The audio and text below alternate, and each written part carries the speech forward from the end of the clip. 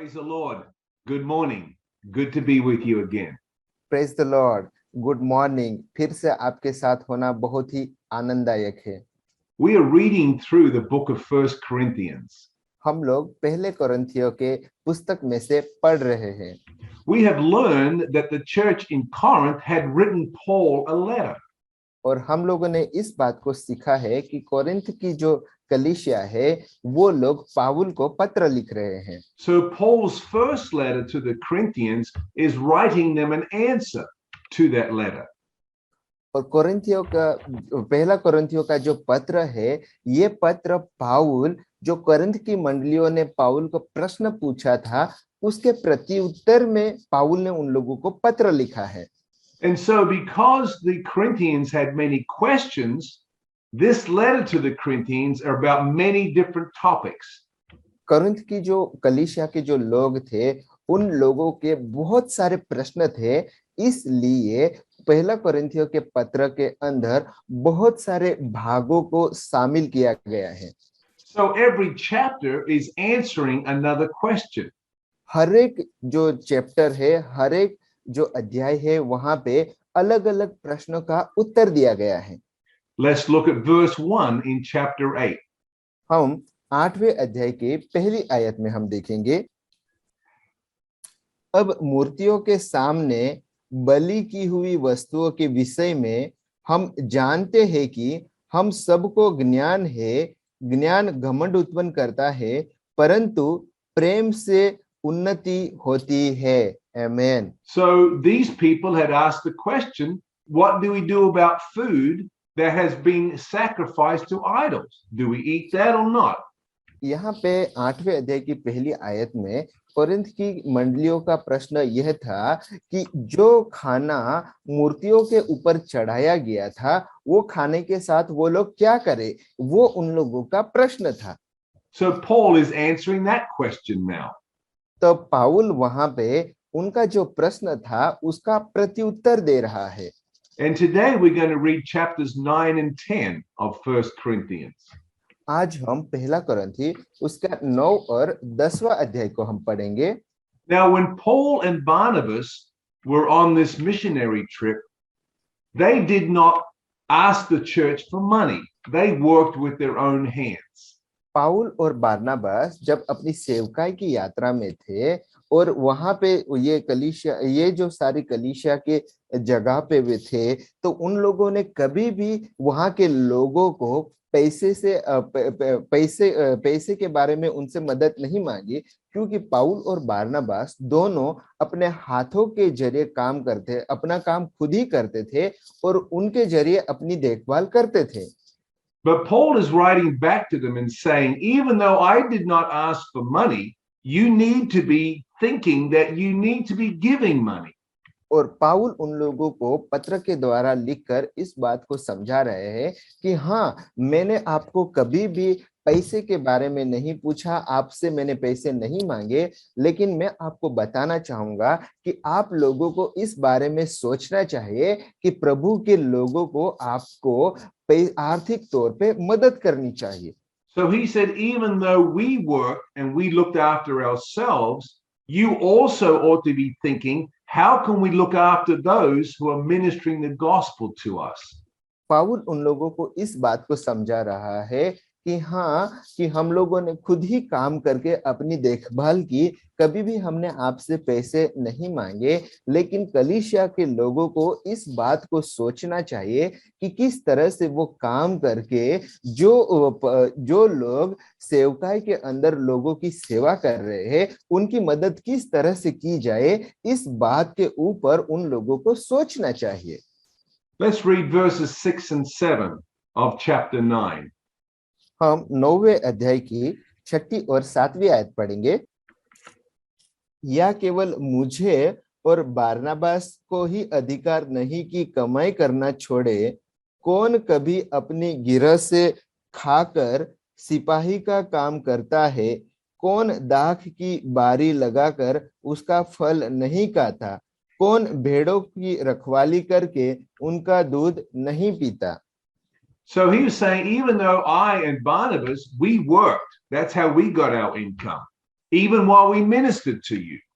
और यहाँ पे पाउल उन लोगों को बता रहा है कि किस तरह से हम लोगों ने आपकी सेवकाई भी की और साथ में ही अपने आप ही काम करके अपनी खुद की देखभाल की. But he said that was our decision. Other ministers don't do that. They require support.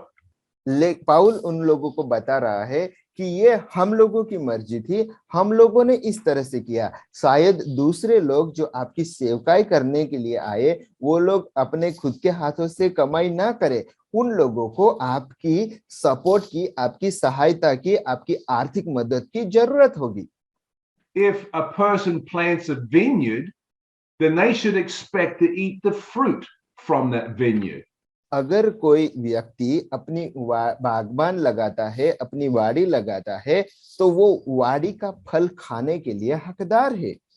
If someone is looking after a flock of goats, they should expect to drink the milk from the flock of goats. अगर कोई व्यक्ति के पास कोई व्यक्ति भेड़ों की रखवाली करता है, तो वो भेड़ों का दूध पीने के लिए वो हकदार है.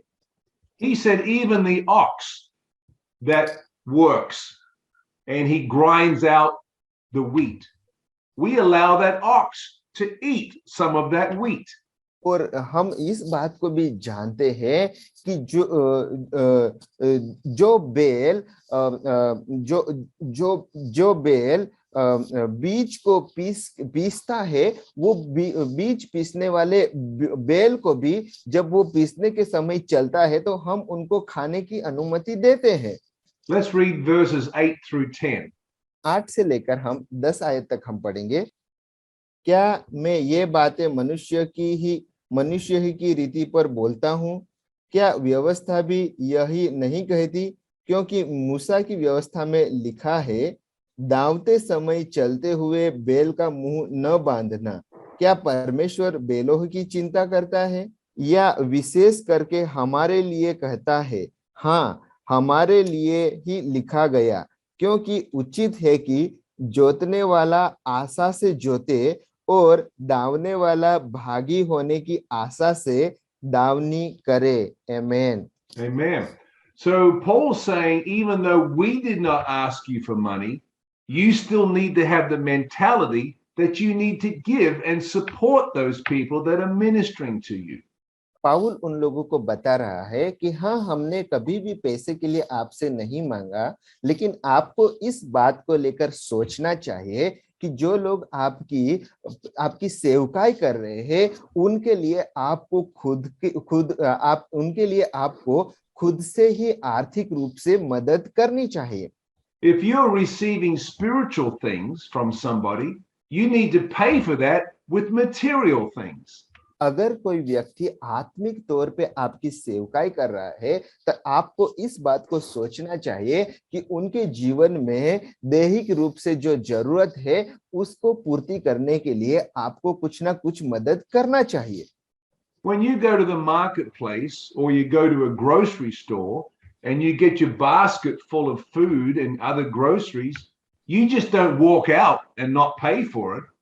अगर आप कोई बाजार में जाते हैं या फिर कोई मॉल में जाते हैं, वहां पे आपने अपनी जो थैली है पूरी तरह से भर दी है, वो थैली भरने के बाद आप ऐसे ही वो दुकान से आप नहीं निकल आते. जब तक कि आप उनका बिल पेमेंट नहीं करते, आप उनकी जो वो सारी चीजों का सामान के लिए पैसे नहीं देते, आप वहां से नहीं निकल सकते. And so you would be arrested if you did that. अगर आपने ऐसा किया तो आपको पकड़ लिया जाएगा. So if you're receiving spiritual groceries and spiritual vegetables from the marketplace, you need to pay with material things because of what you received. अगर आप लोग अपने जीवन के अंदर आत्मिक तौर पे आप कुछ ना कुछ लोगों से पाते हैं, तो उनके बदले में दैहिक रूप से जो आप लोगों को कुछ ना कुछ देना चाहिए. Paul realized that he was probably confusing the people because when he was in Corinth, he did not receive any money. He worked with his own hands. But that was Paul's decision. He said normally you should be paying for that. और पाउल यहाँ पे लोगों को शायद confuse कर रहा होगा, ऐसा हमें लग रहा है, क्योंकि वो वहां पे कोरिन्थ की मंडली के अंदर जब रहता था तो वो अपने खुद के हाथों से काम करके कमाता था और जीता था। ये उनका खुद का निर्णय था। लेकिन देखा जाए तो अगर कोई भी व्यक्ति परमेश्वर की सेवकाई के अंदर आत्मिक तौर पे काम कर रहा है तो उन्हें हमें शारीरिक दशा के अंदर आर्थिक रूप से मदद करनी चाहिए। Let's read verse 11 and 12. हम 11वीं और 12वीं आयत पढ़ेंगे। अतः जबकि हमने तुम्हारे लिए आत्मिक वस्तुएं बोई, तो क्या यह कोई बड़ी बात है कि तुम्हारी शारीरिक वस्तुओं की फसल काटे? जब दूसरों का तुम पर यह अधिकार है तो क्या हमारा इससे अधिक न होगा? So if a minister decides not to receive money because he has a job and that's okay, that's his decision. But you also have to have the attitude in your heart and your mind that you also have to give. अगर कोई सेवक आप जो देते हैं वो नहीं स्वीकार करता है क्योंकि उनके पास काम है, उनके पास कोई नौकरी है, तो ये उनका खुद का निर्णय है। लेकिन अगर कोई सेवकाई कर रहा है तो हमें और आपको इस बात को सोचना चाहिए कि उनकी सेवकाई के बदले में हम उसे कुछ ना कुछ देना चाहिए। Let's read verse 13 and 14. हम 13वीं और 14वीं आयत भी पढ़ेंगे। परंतु हम यह अधिकार काम में नहीं लाए, परंतु सब कुछ सहते हैं कि हमारे द्वारा मसीह के सुसमाचार में कुछ रुकावट न हो। क्या तुम नहीं जानते कि जो मंदिर में सेवा करते हैं वे मंदिर में से खाते हैं, और जो वेदी की सेवा करते हैं वे वेदी के साथ भागी होते हैं? इस रीति से प्रभु ने भी ठहराया है कि जो लोग सुसमाचार सुनाते हैं उनकी जीविका सुसमाचार से हो। Amen. Amen. So Paul again was bringing correction to the church, and we also can learn from these truths as well. पाउल यहाँ पे कोरिन्थ के लोगों की जो समझ है उसमें सुधार ला रहे हैं, और हमें भी इस बात को समझना चाहिए, इस शिक्षा को लेना चाहिए। Amen. God bless you, and you have a blessed day. आमीन। पिता परमेश्वर आपको आशीषित करे और आज का दिन आपके लिए आशीषमय हो।